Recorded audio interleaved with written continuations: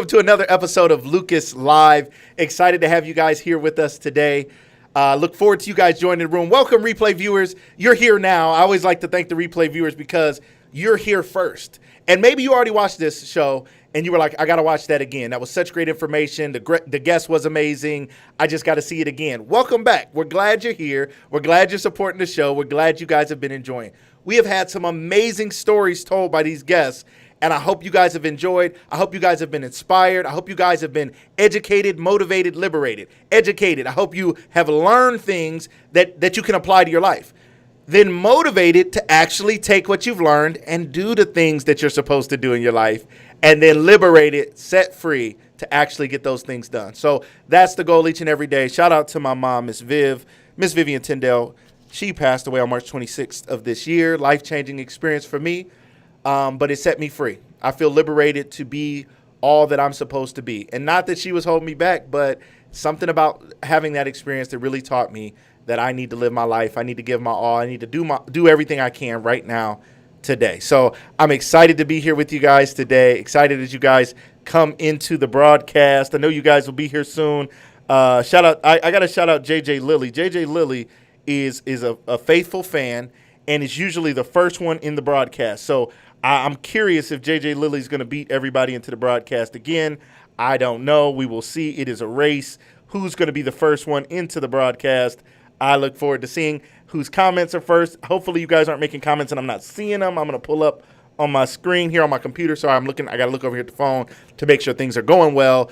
But we're excited about this episode today. If you don't know this guy, you're going to know him after today, and you're going to follow him, I hope. I hope that you follow him. I hope that you start listening to his podcast. I hope that you just fully engage with the work that he's doing. He is a mental health expert. Hey, JJ Lilly, I see you. He's a mental health expert. He helps people dealing with suicide. He talks all over the country. He has a worldwide podcast. You guys are going to want to follow him and follow his work. So we're really excited to bring him on here today. Hello, everybody who's joining us. Welcome on Facebook, YouTube, Periscope, and LinkedIn. We're so glad to have you. Wherever you come from, we welcome you. And as always, we always ask that you share this broadcast. Even if you're watching the replay, share the broadcast. If you're watching it live, I always ask that you don't do a watch party on Facebook. Just share it, because if you do a watch party, what happens is people go into this little separate secret room and you guys are having a little party, but I can't see their comments. And so they're not really engaged in the process and in what's going on. So I want to make sure that you guys can all be welcome in. So please share this broadcast. Welcome everybody in today. This is going to be another great episode. If you've enjoyed episodes in the past, let me know in the comments. We really appreciate you. I appreciate the calls and the texts and all the messages and all the love that we've received so far in the last 2 months since the launch of Lucas Live. I want to thank everybody once again for everything you guys have done. And we've had 2 winners of Amazon gift cards. Sherry Walden, a great friend of mine, and Alicia Graves both won $25 Amazon gift cards. We will be doing more giveaways. We have 2 more $25 Amazon gift cards to give away. I got books to give away. I got t-shirts to give away. I got Mary Kay stuff to give away. I'm always talking about all this stuff I got to give away. How do you get into the giveaway? Let me put it on the screen. In order to participate in the giveaway, you have to join the Inner Circle. How do you join the Inner Circle? By texting Lucas Live, all one word, to 31996. You don't need to put a dash in there. I think some people get on their phone, they put 319-96, and that might be messing it up. I don't know. 31996, I should take that dash out then. Maybe that would help, huh? I got a dash in there, so you put a dash in there. Then I tell you not to put a dash in there, and you're wondering what's going wrong. I'm going to fix it. Don't worry about it, okay? But we're going to make it happen, and we want to welcome you guys to the Inner Circle so you guys have a chance to win. It's a text messaging group. That's how the winners found out they won. Through the messaging service, I was able to send them a text message and say, hey, guess what? You're a winner. And they emailed me back, claimed their prize, and they got their Amazon gift card via email at the same time. They probably already spent all of their money. So we're excited to do more giveaways here on Lucas Live. We're also going to be looking for opportunities for people who want to do promotions and other things. We're going to have all that out for everybody as well. So before we get started with our show today, I do want to take a moment to send my condolences to the family of Jermaine Gator here in Canton, Ohio, where I'm from. Sadly, another great man was killed today.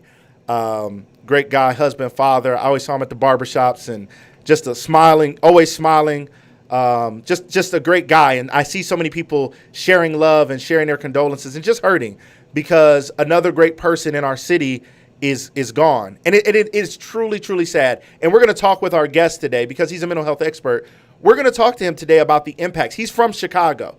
He lives in Seattle now, I believe, but he's from Chicago. So he understands, a city that is hurting itself, right? And we're living in a day and age where we're talking about police brutality and race relations and all of these things and all these people coming to kill us as black people. And then we have a situation where oftentimes, and I don't know the circumstances or who may have murdered this man, but oftentimes we're still fighting against each other. Now, we want to make it clear black on black violence isn't really a thing, in that white on white violence isn't a thing, in that it's not a fair term, because killing and robbery and those things are based on geographic location since the beginning of humanity. It wasn't about Native American on Native American crime, Asian on Asian crime. Well, yeah, in Asia, guess what? Asians are killing Asians, in Hawaii, Hawaiians are killing Hawaiians. It's just geography. It's not necessarily like a hate for your own kind, and it's not out of necessarily hate and racism, obviously, in their heart. So we want to talk about that today, and we're going to talk to our guest about that today. I know he's going to share some brilliant insight on that and help us understand, as well as help us deal with the grief we may be feeling with everything going on in our country right now and going on in our cities and in our states. And again, here in Canton, Ohio, once again, we're grieving the loss of another great man due to senseless violence. And our heart goes out to that family. And we would just want to take a minute here on Lucas Live to show our love and our respect to the family of Jermaine Gator once again, and to all the family and friends. We are certainly praying for him and his family, and we want to let them know that we love them and we're here for them. So thank you all, for wherever you're from around the world, anywhere you're at. We thank you for showing some love to our city and the people of our city, even during these tragic times. And you may have something going on in your own city and in your own towns and places where you are. We want to make sure that we come together and show love. And I think we're coming to a time in history where there is more unity than we've seen before of all races, but there's more to do. I've told you guys all the time, that's a hashtag for me, right? More to do. My mom, when she passed, weeks before she passed, maybe a month before she passed, I said, "Mom, why are you fighting so hard? You're in the hospital, you're going through all these, injections and blood transfusions. Why are you fighting so hard?" And she said, "Well, I don't want to go because I feel like I have more to do." And she meant more people to serve, more people to help, more people to love. When she said more to do, she didn't mean vacation. She didn't mean fancy dining. She didn't mean more stuff to buy. She meant more to do for others. So I live my life now with more to do. One of the reasons I started this show is because I feel I have more to do. So one of the things we're going to do here is definitely show love and respect to those who are losing loved ones and those who are grieving. And that's why mental health has been such an important topic on this show. And we will continue to highlight the impacts of dramas and traumas and the things that we're going through, and continue to bring mental health experts to you, which we have one for you today. He is just a brilliant guy. He's also a very funny guy, a very engaging guy. He's everything today. So let's get ready for everything today, because he's everything. He's everything today. So we're going to welcome to the show my guest, a friend of mine who I've been a fan of for many years and a friend of now for many years, Mr. Richard Taylor Jr. Welcome to the show, my friend.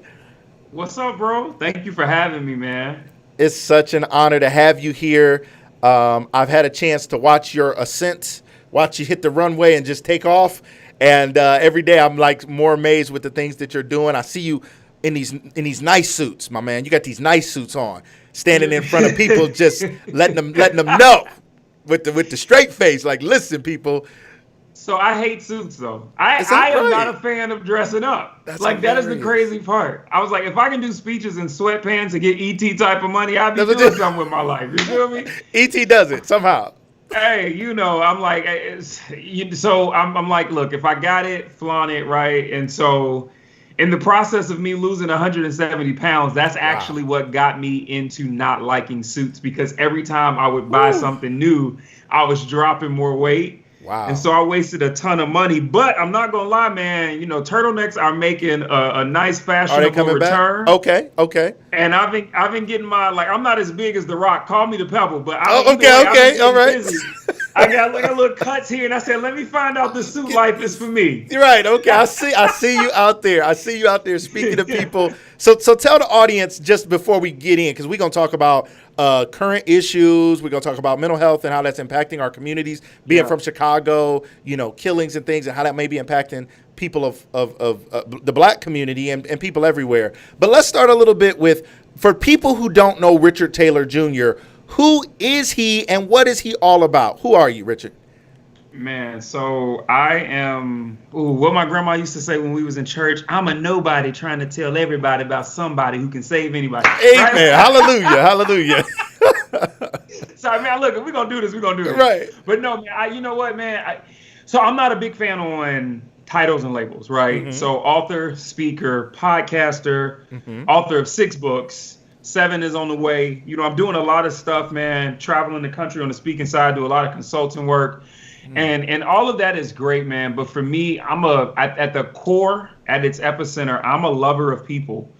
And so all of the stuff that I do is for the betterment of people. And that comes, obviously, we're going to get into a little bit of my story here in a bit. But, that comes from my own personal lived experience.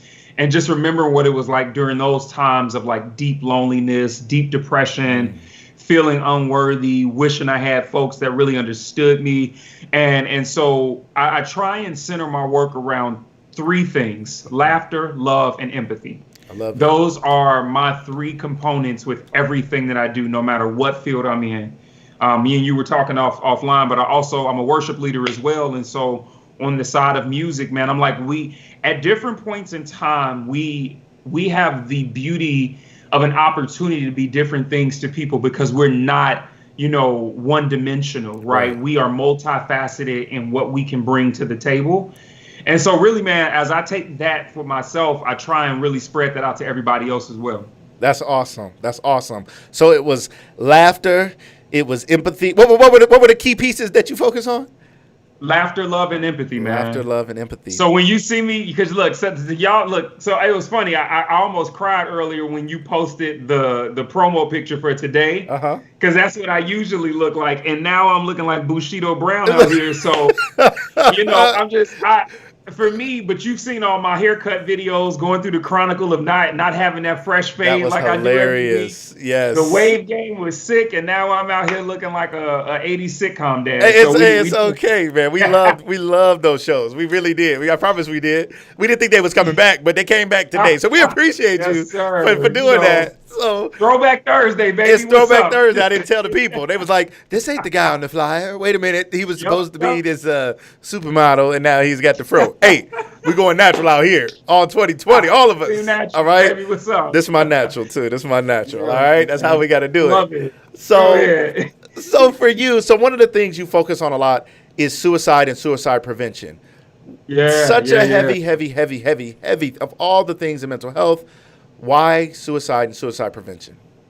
So it's because it was a lived experience for me. So from the age of 10 to 20, I dealt with suicidal attempts. From the age of about 10 to 23-ish, 24-ish. 10 years old? Yeah, man. And so it started with simply just being bullied, man, during that time. You know how it is, man. When we're shorties, like we're not fully developed, obviously.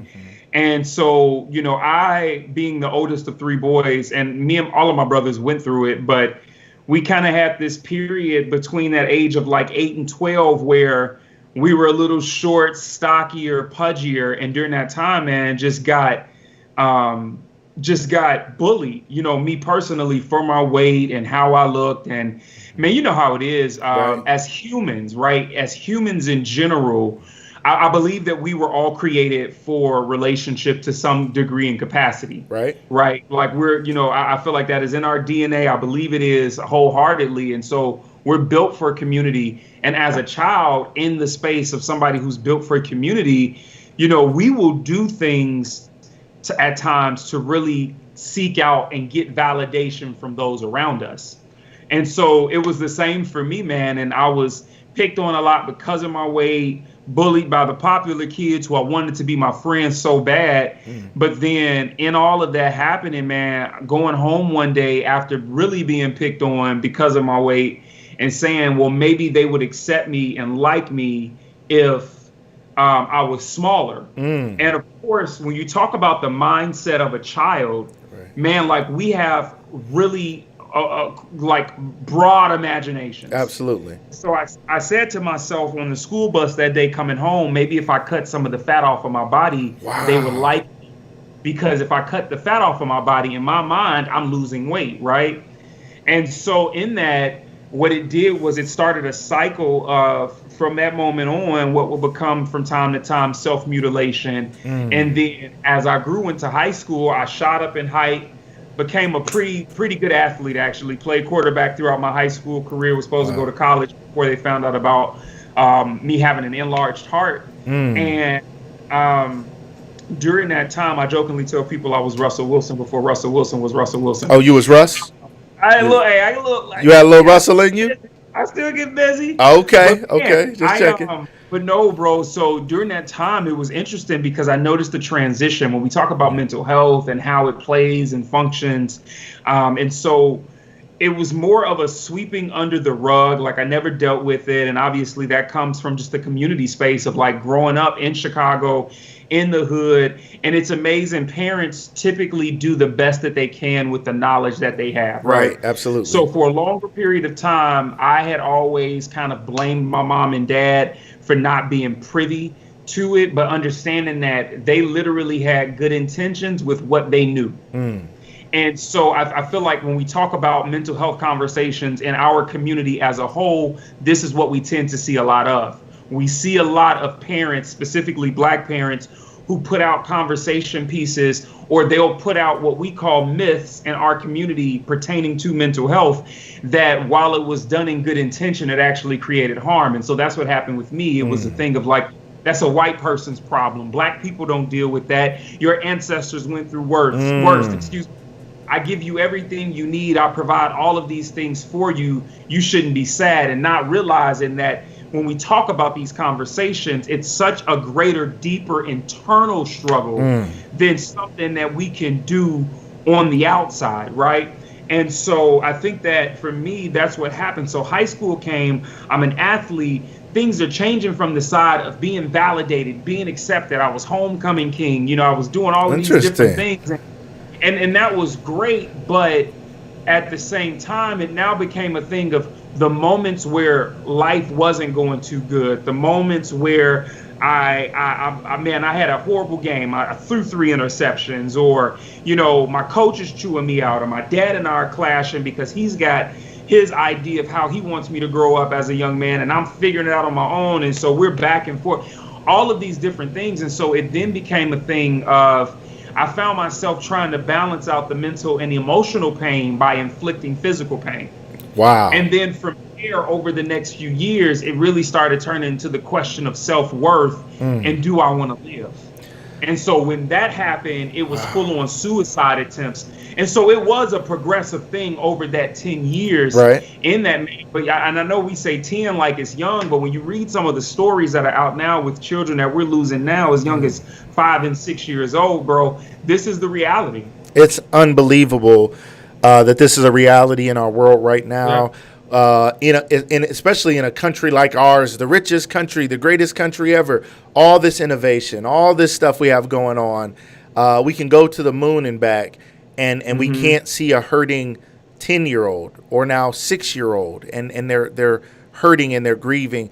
You talked about your self-mutilation. That's not a topic I don't think we've really touched on here on this show. You said you wanted to cut the fat off. So what did that look like? Were you just cutting yourself, like cutting your arms? Were you literally trying to cut your like, what was that self-mutilation like for you? So taking a butter, and I talk about this in like, I think 1 or 2 of my books, where I came home one day after being bullied and picked on, and I decided to take a butter knife to my skin. I went to the kitchen. My parents weren't there yet. And so literally thinking that I was going to be able to like just cut fat from my body, you know, with a kitchen knife at the time. And like I said, just imagination wise, it didn't work. I mean, you know, we talk about it ripping the skin. And so essentially what it did was it opened the doorway to what at the time I didn't know was even self-mutilation. Right.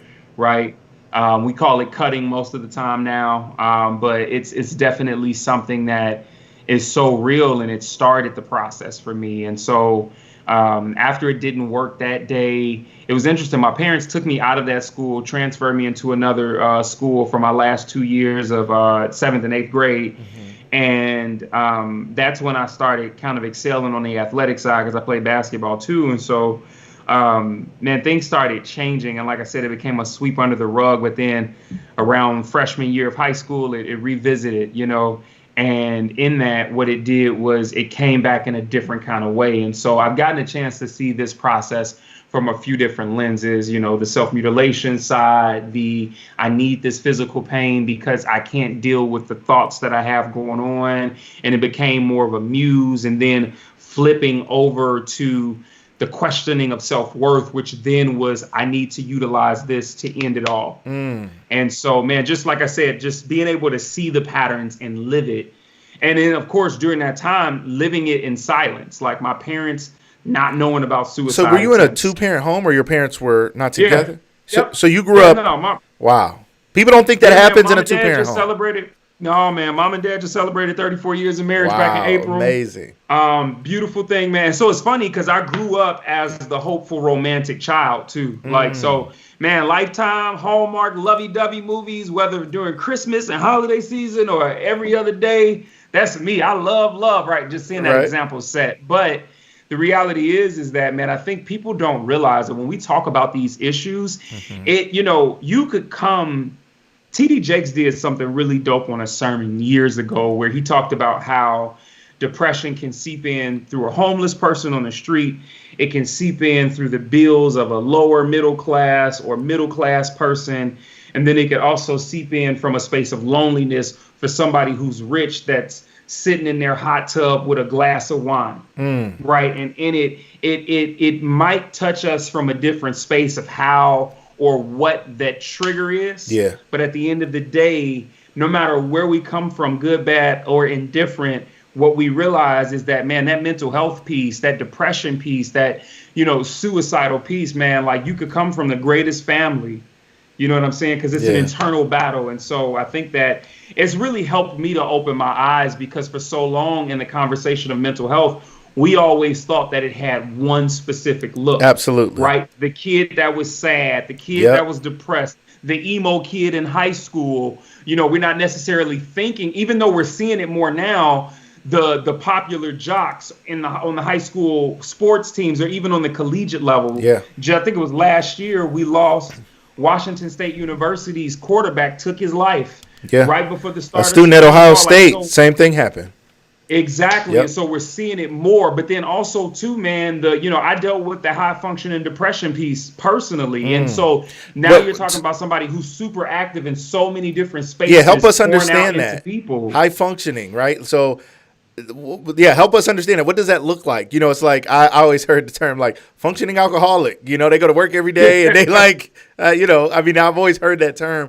But what was it like being somebody who was high, not just functioning, but high functioning, yet depressed? Because that's a hard veil to see behind, right? It's hard for people to see it. It is. Oh, absolutely. And then it's hard for them to understand when you're trying to hurt yourself or whatever may be coming out. Again, what did that look like? Facts. So the interesting part is that, as I told you the story, and I was very strategic in telling you that part of the story earlier about me with the validation piece, because one of the things, and I talk about this in my third book, Love Between My Scars, about how many of us as people, I think to a certain degree, all of us, we wear a mask at different points and times in our lives, right?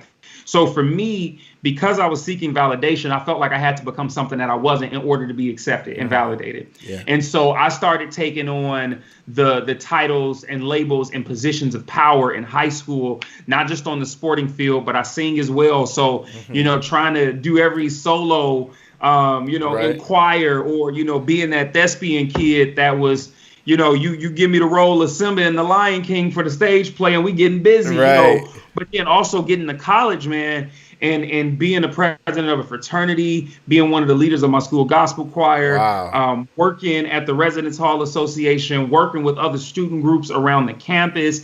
And so literally being seen, always being the one encouraging people, always being the one pouring out to people, and then feeling empty once it's all said and done. Like, such high energy. I'm an extrovert, right? And so I feel being you. able to just give it out, but then after it's all done, depleted and empty, and not being able to always have that thing back and pour it back into you. And so it's interesting. I think last year, maybe the year before, after Kate Spade and Anthony Bourdain passed away from suicide, what we saw was this picture of about 15 to 20 celebrities: Robin Williams, Whitney Houston, Kate Spade, Anthony Bourdain, and a bunch of other people.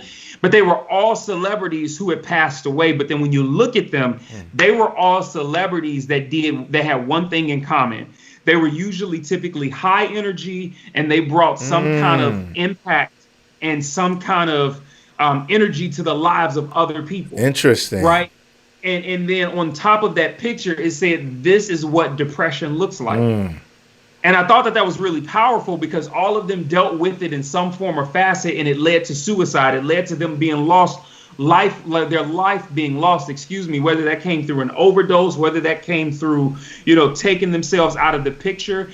And so I think that when we talk about this, man, it's a greater scope. I'm working on another book right now, and this one is actually going to be geared towards people who are, of the Christian faith, but deal with mental health issues. Right. Because one of the things that we're seeing now that has become so common, right? It's not just celebrities, man. We got pastors taking their life. We just lost a pretty prominent pastor last month to a suicide attempt. We've been losing, faith leaders more and more. And so I think people are starting to understand, like, the folks who are pouring out to others are lost in the sauce. And so, man, I just want to be intentional. So what I'm trying to do with my work is reach everybody, like have all of these different conversations, because the reality is that when we talk about this, mental health is not a one size fit all like type of thing that we have. Like, literally, my struggles might look different from somebody else's, right? And so in that, we've just got to be mindful, man, and really just trying to open people's eyes to that, so we can be the best help possible for our brothers and sisters, to educate and then mobilize and help people to heal. I love it.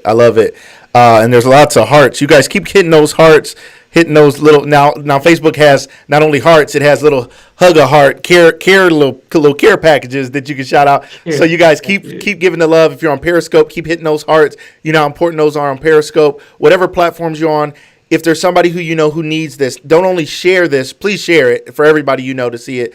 Tag somebody. Text somebody. It's okay if you have to get out of Facebook on your phone for just a second, just to text somebody. Now come back. If you don't come back, that's all counterproductive. Like, you got to come back. So come back.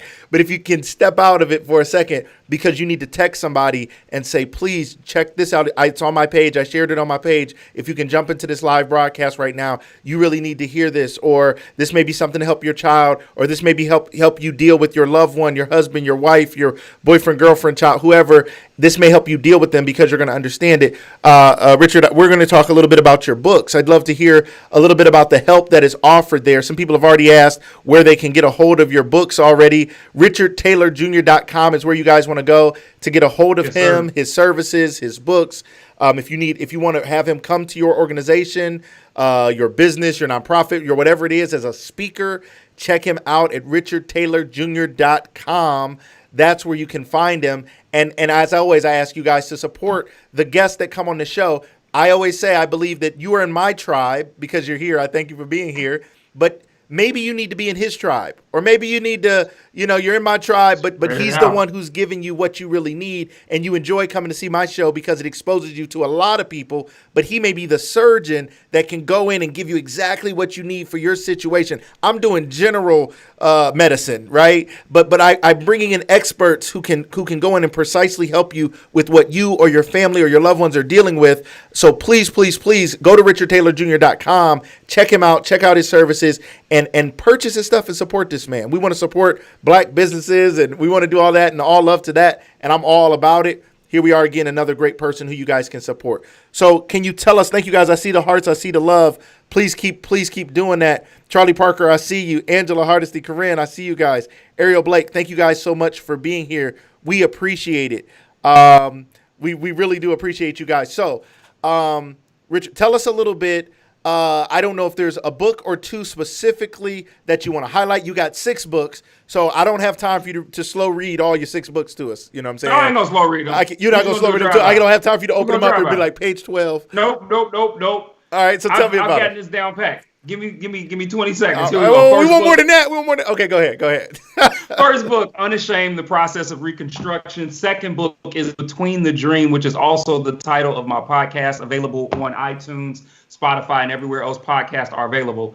Third book, Love Between My Scars. Fourth book is a student edition for Between the Dream. Tried to keep it clean for the babies. All right.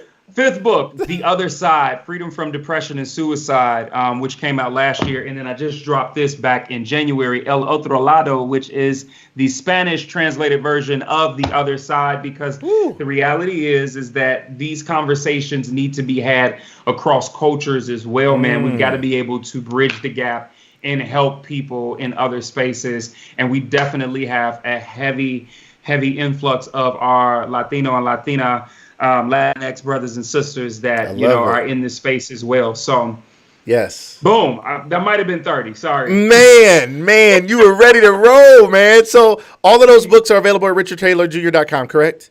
Yes, sir. Okay, yes, you guys sir. make sure. Now I'm going to ask you guys to wait till after the broadcast. It's on the screen, so you can go back and check it out. Write it down, make a little note. After the show, I'm going to go to richardtaylorjr.com. Some of y'all going broke watching this show. Some of y'all is like, every day he got somebody on here with a book. Some of y'all's libraries is blowing up, all right? But your lives are going to be changed. These are investments in you. These are not, yes, you're supporting other people's business, but you're getting these things because you want to be healthy and you want to be whole, and you know God has brought you to this moment, to this time, in this space, in this place, so that you could hear these great guests. You know you're taking time out on a beautiful day, or you have other things you could be doing, or you're making dinner or chasing the kids around or whatever's going on, and somehow you stopped right here and you're sitting right here in this moment for a reason. Somebody planned to turn this off 10 minutes ago, and you were like, I'm just going to tap in real quick and I'm going to jump off. And you're like, I can't leave because I'm already getting what I need. I want to talk to you also, Richard, about your weight loss journey. Let me shout out a few other people. I wanted to, Charlie Parker asked, are we bringing people in for the live discussion? Please feel free to ask a question. We don't bring you in on the show here live. We may do that one day. Charlie, great idea. But please, if you have a question, feel free to ask.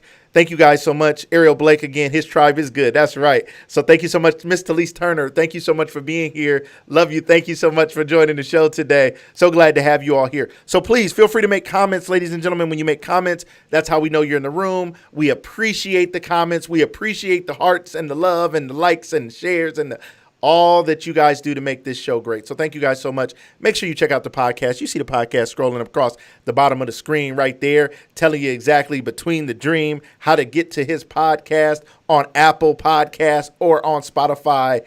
Ladies and gentlemen, make sure you check that out. Richard, let's talk a little bit about your weight loss journey. And this is an important part of the story of dealing with your depression and things. And then we are going to talk about what's going on in Black communities and mental health. So ladies and gentlemen, please stay tuned. As well as we wanted to give love to the family of Jermaine Gator here in Canton, Ohio, who was killed today so sadly. And Richard is from Chicago, so he knows what it's like in an inner city. Obviously, we know Chicago is, they call it Chirac. They're killing people so much over there. I think one of the worst days of killing was just a few days ago on record there, which is incredibly sad. We're going to talk about that and how does that, if Black Lives Matter, what does that look like when it comes to us killing each other? So Richard, buckle up. We're looking for your expertise to help with that. Yeah. But please tell us a little bit about, you battled being bullied, but you went on to be an athlete. So did you lose weight before you became Russell Wilson? Did you lose weight before you became the basketball player? No. Tell us a little bit about that journey and how that went for you. So I mentioned that I had an enlarged heart. So after I couldn't play ball going into college, I went through the worst slump of depression there. And I was frustrated because I was only going to the school that I was at because I wanted to play, and they had started to recruit me. And so I was frustrated. Now you talk about a city kid from Chicago being taken from that space and now being put into the cornfields, almost 2 hours away from home in a suburbia life, and just, man, like living with so much disappointment and frustration. And so in that, what I found myself doing was starting to live my life out of resentment. And so in me living my life out of resentment, what it did was it just easily opened the doorway to different things. So during that time, like, I ended up getting involved in a relationship, man, that turned out to be massively abusive, you know, verbally and physically. And I was failing in school, actually, with a 1.4 GPA for about 3 semesters. Wow. And so during this time, like, I'm on academic probation, I'm getting ready to get kicked out, but I'm wearing this mask, so nobody sees any of that. They just see me active. They don't see the pain and the hurt. They're not seeing me in the moments and spaces of failure. I'm just trying to give off as much as I can so I can fit in and feel some type of community and love, right? And a big part of all of this, too, in the depression piece was that I was an athlete, right? And so I still am, but, you know, during that time, you're talking about I couldn't work out, you know, early on because I was told that, you know, they got to figure out what's going on with my heart and my body. So that put me in a slump for a while of not being able to take care of myself. So like the first 4 months of college, from August to December, I put on like 65 pounds. And then literally from August of 06 to January of 08, I put on 170 pounds. So I literally blew up. My health got really bad, man. I didn't realize how bad it was. You know, as men, too, I think one of the things that we've got to talk about, obviously, being Men's Health Month, too, is the physical health component of making sure that we're not only taking care of ourselves, but that we're going to the doctor, that we're getting checked up, right? I know there's a lot of stigma around that. But for me, being a young man in in college, I wasn't thinking go to the doctor to do normal checkups. So I went about 4 years with this weight sitting on my body, had laryngitis, and in that, man, they were running blood tests and all of this, and they found out that my blood pressure was like 302 over 256, which is like beyond stroke level. Wow. And so they started putting me on like blood pressure medication, and this was like 09. And so that's when everything first started, man. And I was trying to like cheat the process originally. So like that first summer, I was like starving myself when it came to like all I was doing was 2-a-day workouts, going to the gym, riding my bike around campus to and from work, to and from summer classes, and eating like 2 to 3 cans of spinach from Walmart a day. Was that Great Value, John? Oh, you was on the Popeye plan. I don't know who's eating cans of spinach. Crazy. Okay. Man, it's crazy, bro. I lost 60 pounds in the span of about 2.5 to almost 3 months. Wow. But as soon as the fall semester started back up in 2009, I put all of the weight back on. Interesting. There's a great. Go ahead. I want you to finish that. There's a great question from the audience. I was just going to say that I was totally uneducated on what proper weight loss looked like that first go round. And so I feel like it came back harder than it did before. Right. Let's go ahead and go to that question. So the question was, Gloria Sanders says, was medication for depression a cause of the weight gain for you? No, it was not, because I didn't take medication for depression. And so that would be a different story that we haven't even touched on yet. Go there. Help us out. So let's link all of this together. I get to college. I'm not playing football. Everything's going crazy. I'm in this relationship. I'm failing in school. I'm not doing well with the relationship with my parents at the time. Everything is through the roof. Now, mind you, nothing was dealt with early on when we talk about the mental health piece for me as a kid, because of the fact that we had so many stigmas around it, and I remained silent. Okay. And so with me remaining silent, man, it was like a volcano waiting to explode. Constant suppression. This is what happens. And so I think what we started to see towards, my second sophomore year of college, because I was a fifth year senior. So that second sophomore year, Dr. King's birthday, man, that day was literally like the straw that broke the camel's back.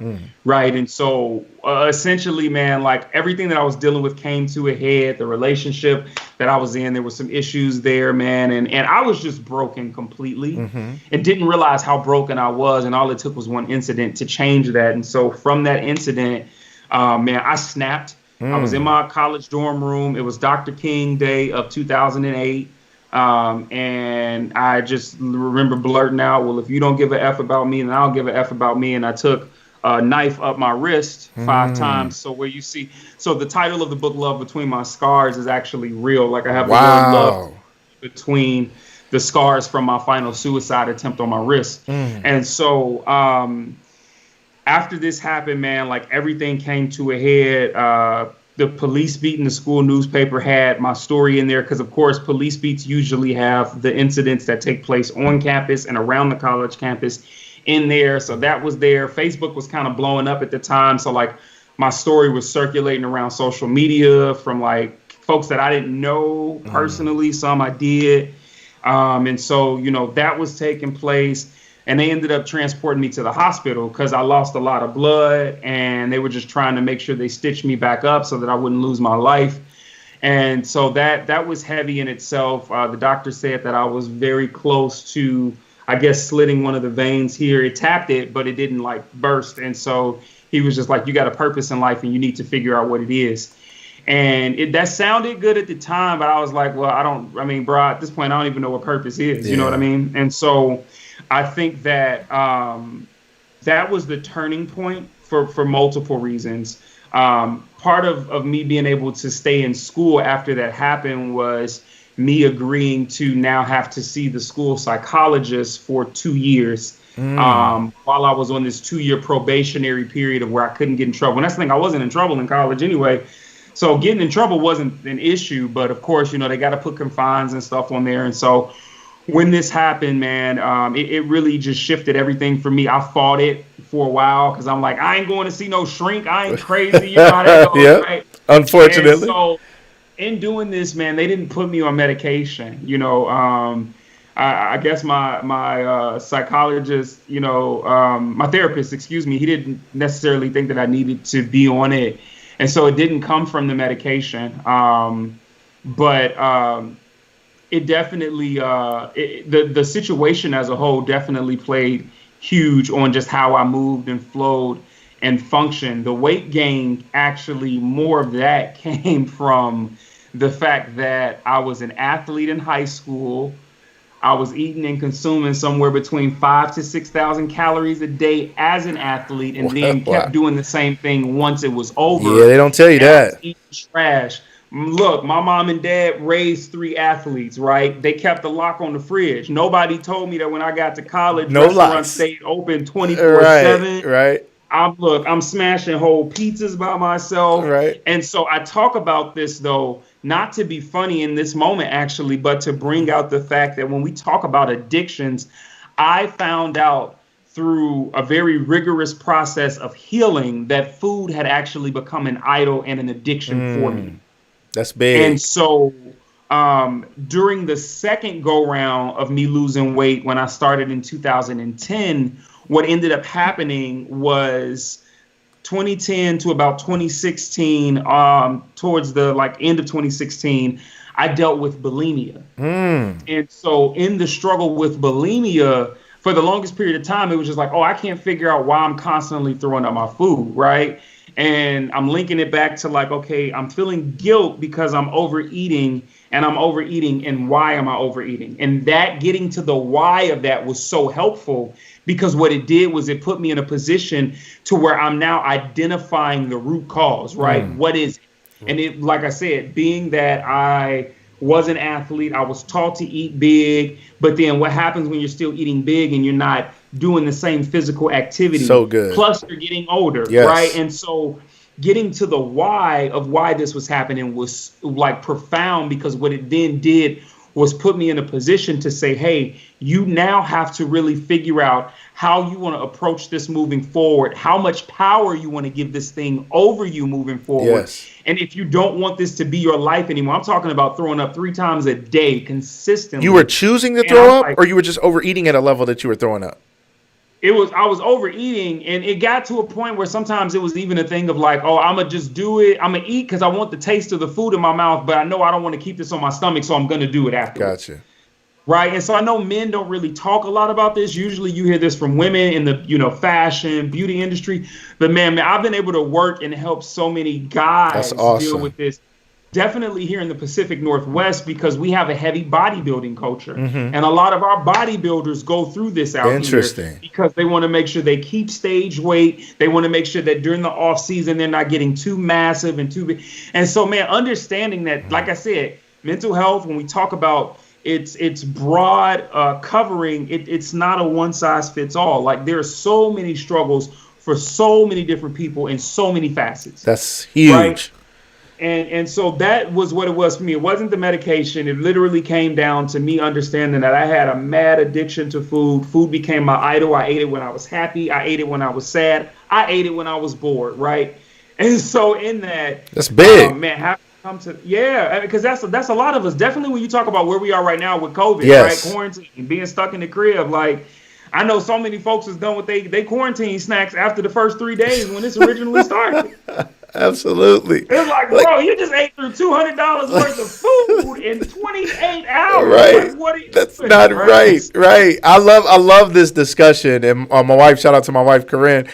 She said this is hey, Corinne is the one who introduced me to Richard Taylor Jr.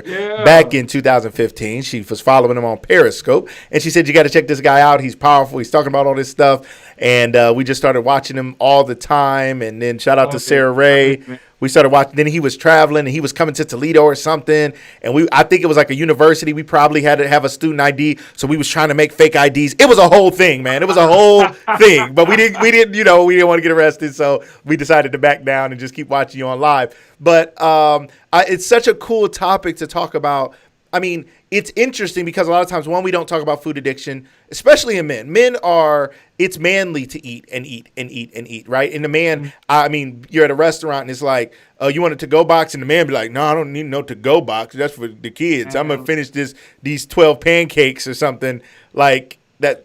That's not good, right? Bro. No, sir, not anymore. I go in, I split meals with my wife. I take my stuff to go because I've lost all of the weight that I put on. Right. So I'm literally sitting at, and it's funny because this is I'm doing a 10-day detox right now. So this is detox week for me going into the summer. I usually do a cleanse once a quarter, and so man, I'm sitting at a lean 202 right now. Okay. Right? Okay. I say I'm about to get to 195 for the summer. Okay. I don't know if we're gonna be off punishment, but look, Hey, I'm gonna look good. I'm gonna look good around the crib. You're gonna look great walking around the house. Runs, right. Posing around the house. Man.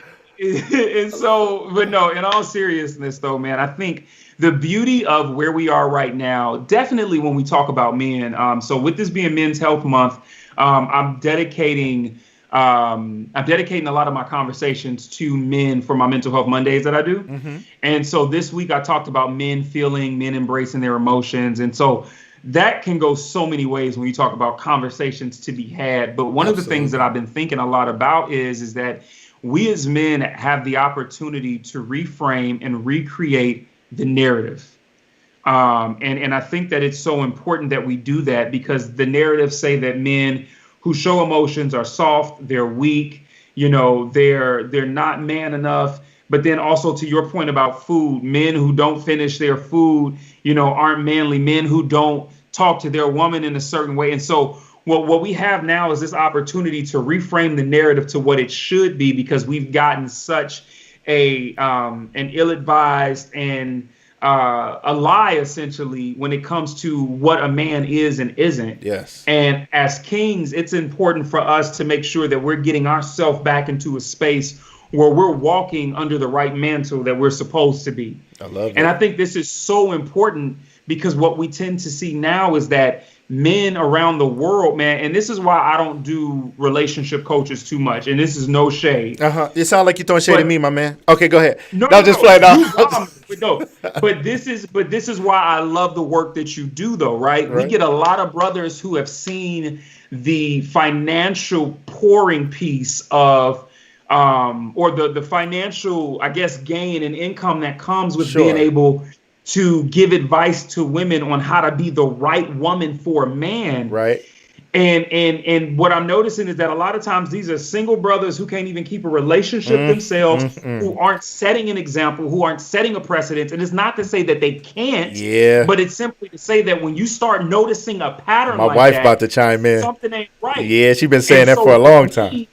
One of the things that I see is that how are we as men so profound when it comes to giving women everything that they need to be right for a man, but none of us are taking the time to build up our brothers Amen. to have them prepped for the women that are coming. Yes, because there's more ready women than ready men. That's the crazy part. And so this is why I love, but you and Corinne, though, like I said, this is one of the reasons why I fell in love with you all early on, is because I'm like, you all are a living example. You are poster children that we need in our communities and around this world, not only to say, see, it's possible, but to show us how it's done.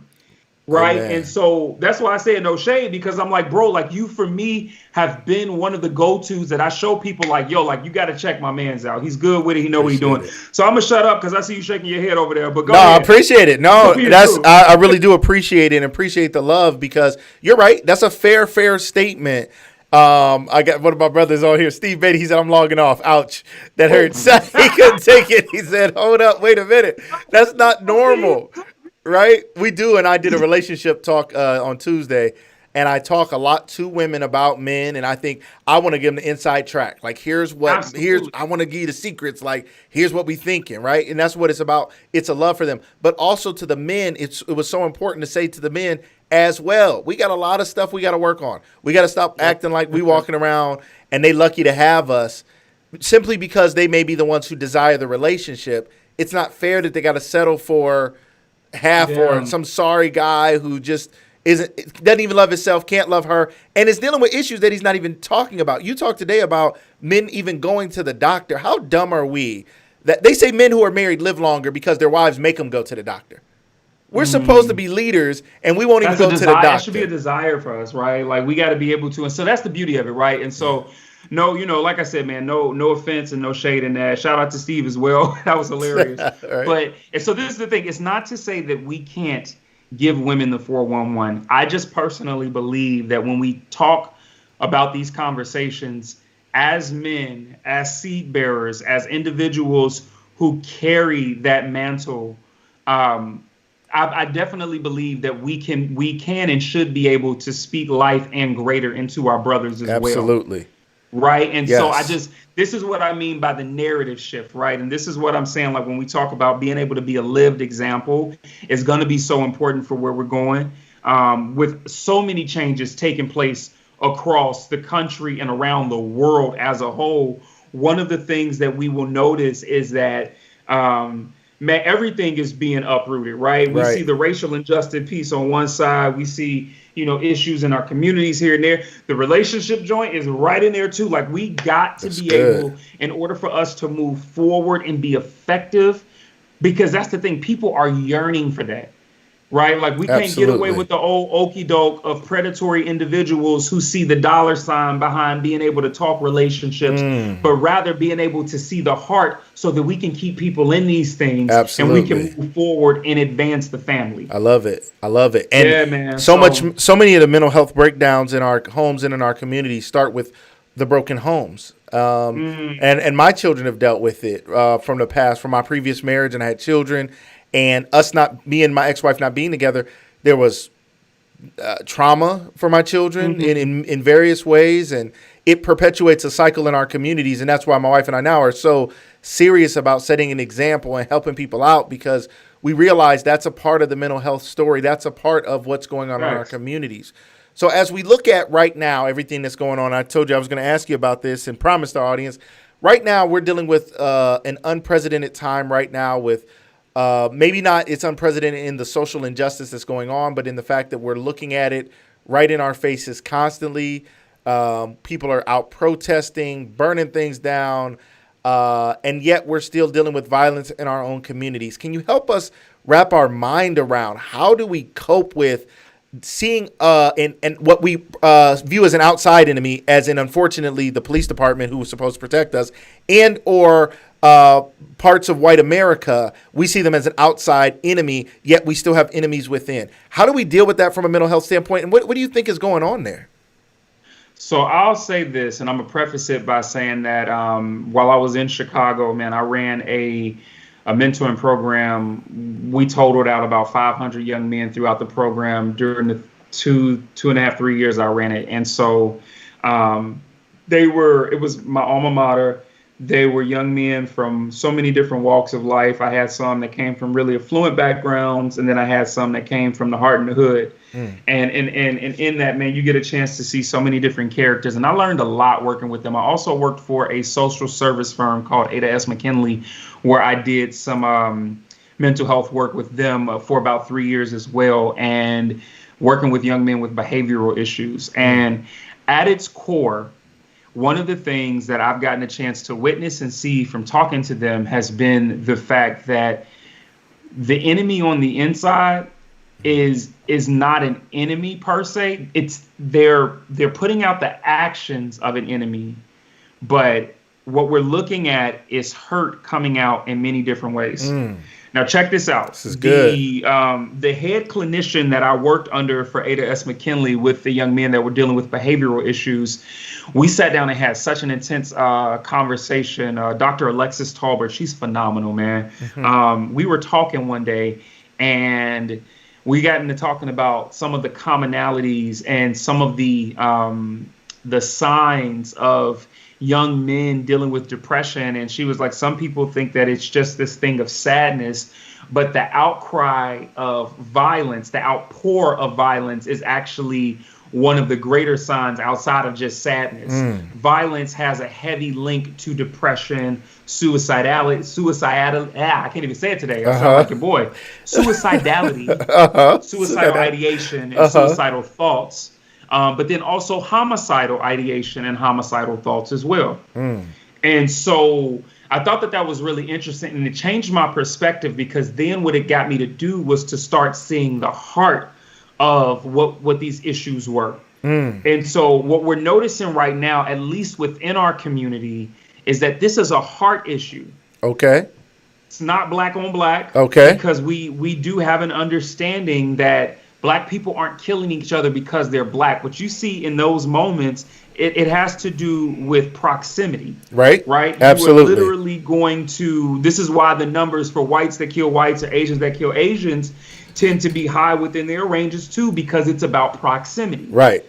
It's not like, hey, I hate the color of your skin, I'm gonna kill you. No, like that is not what the wars are there. These wars usually focus around turf, they focus around territory, they focus around sets, they focus around pride and ego that is locked up in hurt and pain and misunderstanding, and young men and young women who do not know how to get it off. You're talking about a life of individuals who, for them, dysfunction is normal.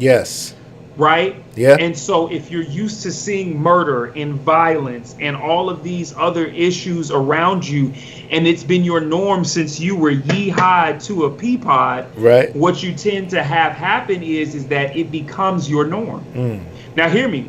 This is not to excuse it and say it's okay. Clearly, we know that. But the reason why I'm breaking it down like this, and this, I mean, honestly, bro, I've been breaking the race conversation down in the same way. At its core, this is a heart issue. This is something that people are going to have to look within themselves and say, yo, why am I like this? What are my problems? Like, what has me going with this? Who's hurt me? And so one of the things that I've been, really loving from a good mentor of mine out of Detroit, Michigan, not too far from you guys, Jason Wilson runs the Cave of Adullam.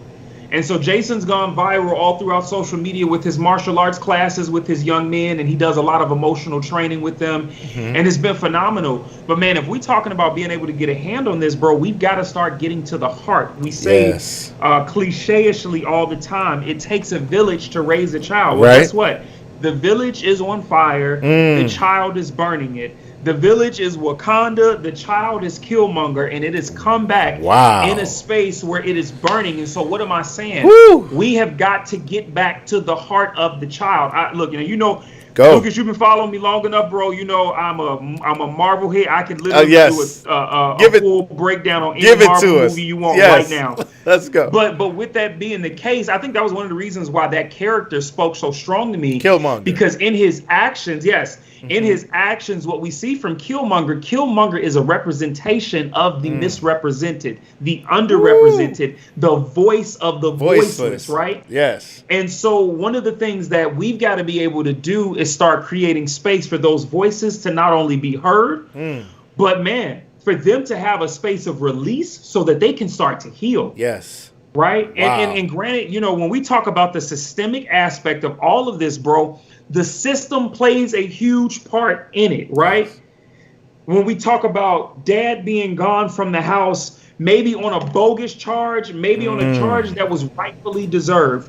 When we talk about mom having to stress to work a job, you know, that or work several jobs to keep things going, and you literally having to grow up to be an adult at a young age. When you talk about all of these different things, like everybody's situation is different, but at its core, man, a lot of our inner cities and a lot of our communities, people have had to live lives that folks that on the opposite side haven't when it comes to we were adults at a very young age. So true. So true. And so, man, one of the things that I'm proposing when we talk about this from a mental health side, I'm a firm believer that behavior changes with belief. But in order to get people to believe in something different, we've got to start exposing them to something different. Absolutely. I love it. As I was working with the young men in Chicago, man, one of the things that I found out was the vast majority of them, man, they hadn't gotten out past their 2 to 4 block radius. So imagine their eyes the first time that they see downtown Chicago. Right. Like, wow, like this is what it really looks like. Imagine their eyes when I'm keeping them on Lakeshore Drive, passing downtown Chicago, driving past $5 to $10 million condos and graystones on Lakeshore. Imagine their eyes now when I have them in the North Shore of the Chicagoland area by Northwestern University. Shout out to them Wildcats. I see you with that Ohio State. State. I had Big Ten, let's go. I'm sorry. State. Taking them out there. And now what they're seeing is the movie, they're seeing the high school where the movie Mean Girls was filmed. Imagine taking them 5 minutes later, and now they're seeing the Home Alone house where the movie was filmed. How cool. Seeing all of the, but what am I saying? I had a conversation with one of my young men that I took out there on these trips, and I started becoming very intentional on changing their perspective. After this conversation, one of my mentees said to me while we were sitting down, he was like, bro, I would put my gun down for this lifestyle. And I asked him, what's stopping you? And he said, honestly, before today, I didn't know that this existed. And beyond that, I did not know that this was something that I could attain.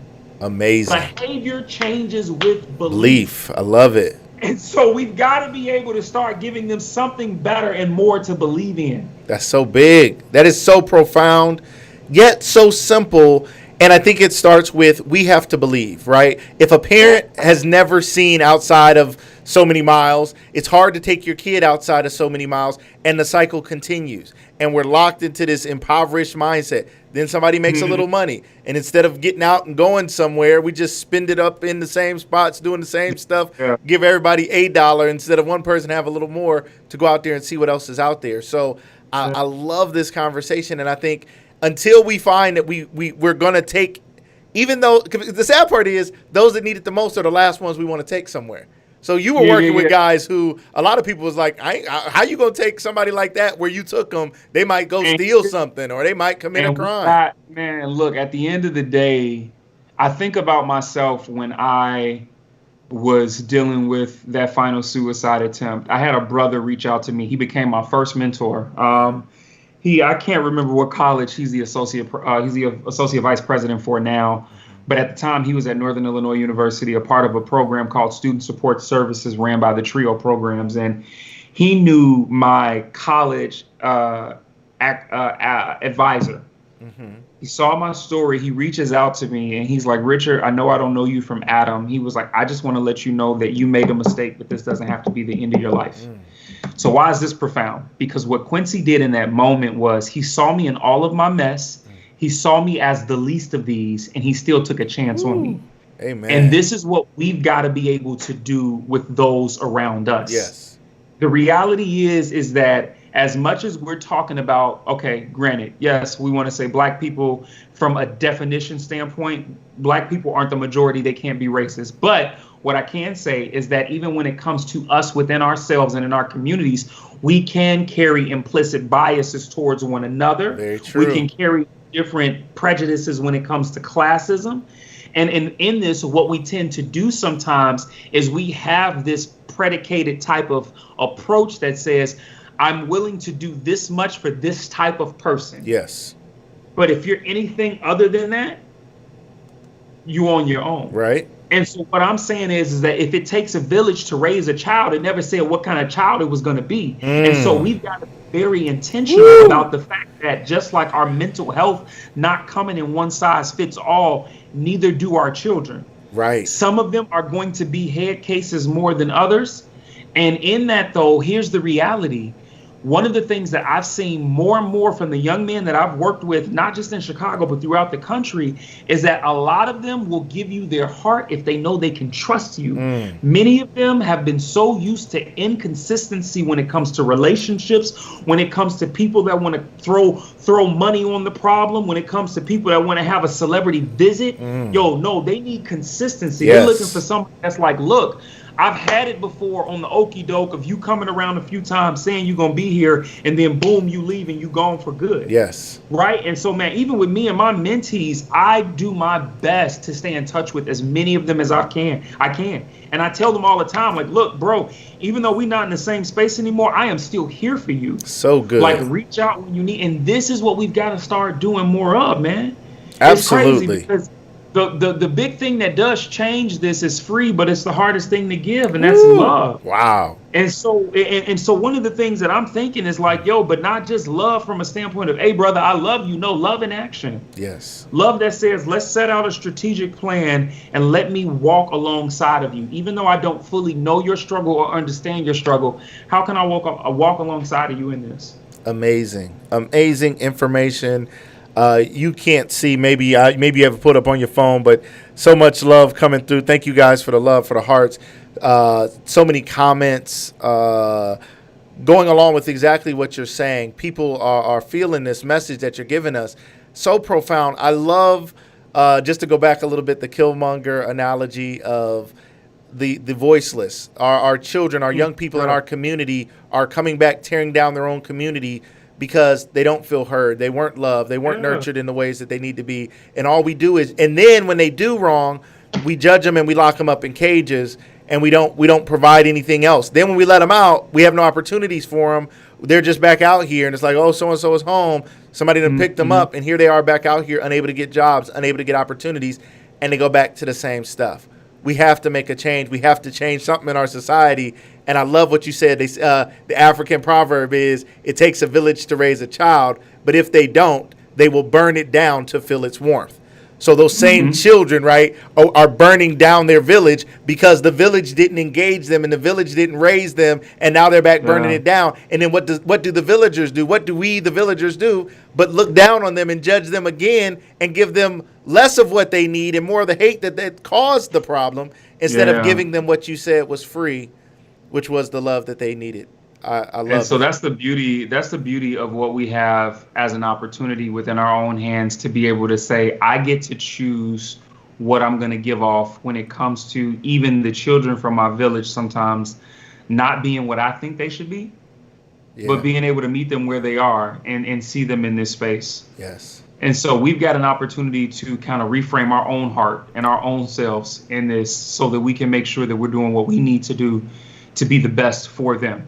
Right? Yes. And I know the reality is that we all got our own lives. We all got our own problems. We got things going on. It's a lot happening. But I think truthfully, if we want to see change, bro, and prayerfully with everything that's going on now, we will start to see some of that change when it comes to the reform conversation of policy. You know, I love the fact that people have been having a real good conversation of what a real defunding would look like. It doesn't mean that we're taking police out of jobs. It literally means that for those mental health moments, which we have a ton of in our communities that have gone unchecked, police aren't being brought out now in a situation that's going to have another life lost, but we're putting more money into the side of mental health. And it's crazy, too. I noticed something before I left Chicago, 2015. I noticed that was kind of the wave where I'm starting to see, and I had been screaming about mental health for like maybe 5 to 6 years prior to that. Right. But I noticed the wave of Black folks starting to get more privy to like, yo, like I got a mental health, definitely the generation coming up under us, right? Yes. But it was during that same time where legislators were now stripping millions amongst millions of dollars away from the mental health services. And so in a moment where, man, we could have had a link there to help, the money has been stripped. And so literally, bro, it's just a matter of let's go ahead and reframe this to where the individuals who are professionals and who have some kind of ability to help in that sector, yes, have the resources, of funding to yes, do it and resourcing around it. Absolutely, yeah. And I think that can be important, because what it then does is we're providing spaces for these people, for our people, to say, yo, instead of the child being the one that comes to burn down the village to feel its warmth, let's give this child an opportunity now to become a part of this village, because we've reframed the narrative of how we would normally respond in a moment of trial and tribulation. Love it. Love it. Love it. Love it.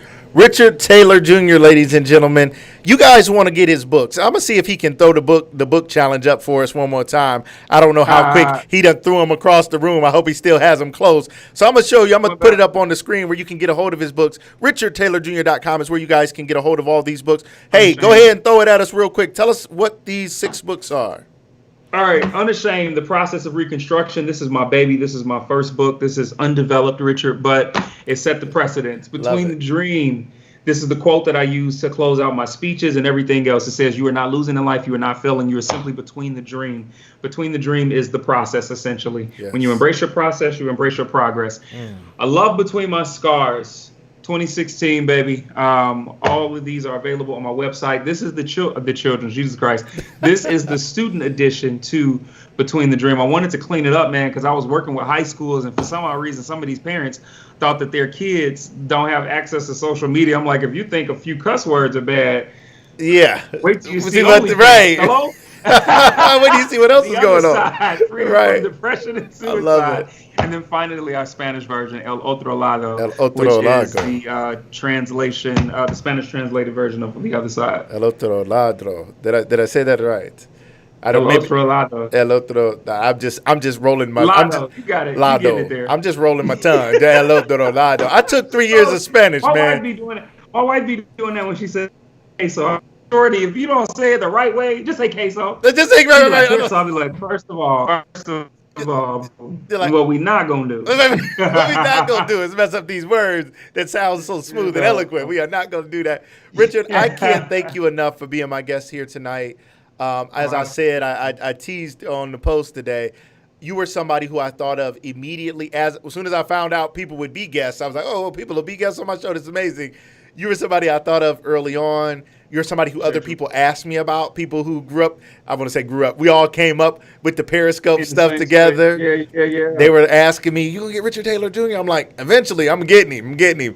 So I just thank you so much for your willingness to come on the show, for the amazing insight that just rolls off your tongue like you do this every day. It's almost like you're a speaker. It's almost like I've seen you somewhere. Like you do this for a living, which makes my job easier. I thank you so much. Please, I'd love to have you back on the show. I'd love to shout you out. Let me know what you have going on. As I said before, I'm a fan, and I'm always here for it. Most definitely, man. And I'm looking forward to getting you on the podcast here within the next week or two. Hey. You got some time to spare, man. Let's have some conversation before Men's Health Month is over, man. I would love to. And it just man, shout out to you, Corinne. I don't know if Sarah's on here. Love Sarah so much as well. Yes. Man, you all have been so good just from the beginning. I think 2015 is when I met you guys, and so it's funny, man. I appreciate you. I saw the comments rolling in today, bro. You definitely got to be able to take in what people are saying, man. And I'm gonna just prophesy that over your life, bro.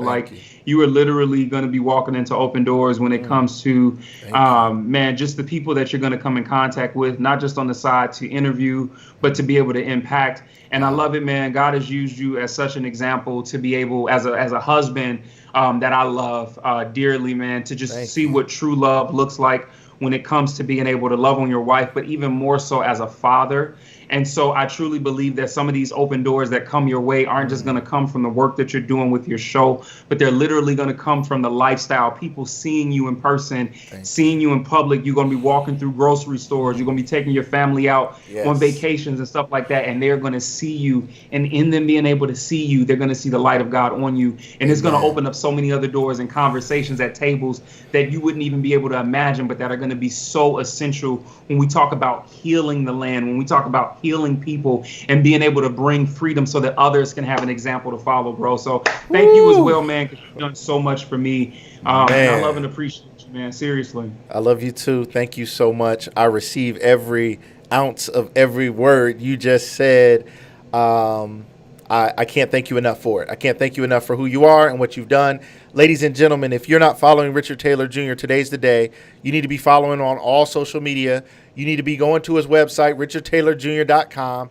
You need to choose one of the books and start with it. Or order all 6 of them and send them around to a few friends, and y'all take turns and say, when you're done with the first one, send me that one, and I'll send you the other one. Do something and get a hold of this great information. And not to the men and women. He's out here. He's helping everybody. But if you have a man in your life who you know may be suffering with some depression or some feelings of suicide or whatever it may be, whatever age they are, they might be 6 years old. They might be 60 years old. This guy has something for them that he can help them with. He is serious about it. He wants to help everybody get healthy. So thank you so much again, ladies and gentlemen, audience, our wonderful fans, our wonderful followers, everybody who tunes into Lucas Live, whether you're watching this live or you're watching this replay, we are honored to have you here. We've ended another wonderful week with another wonderful guest. And we just want to thank you guys so much for your love and participation. Next week, we have some more amazing guests coming up. We'll be putting out the lineup. Next week, we do have Nicole Walters of NicoleWalters.com of the 1K One Day program. If you guys don't know who she is, you got to look her up. You got to follow her too. It's going to be great. She's been on Good Morning America and women's magazines and all kinds of stuff. She's been everywhere. But her greatest moment will be on Lucas Live next week. So make sure you guys check that out. You guys want to be around for that. Thank you guys for all the love and support. We will be doing more giveaways next week. We'll be doing more to give back to you guys. Richard Taylor Jr., we can't thank you enough again for your presence. To everybody who was here, thank you so much. Everybody have a wonderful evening, and we'll see you again next week. Thank you guys, everybody. Have a great evening.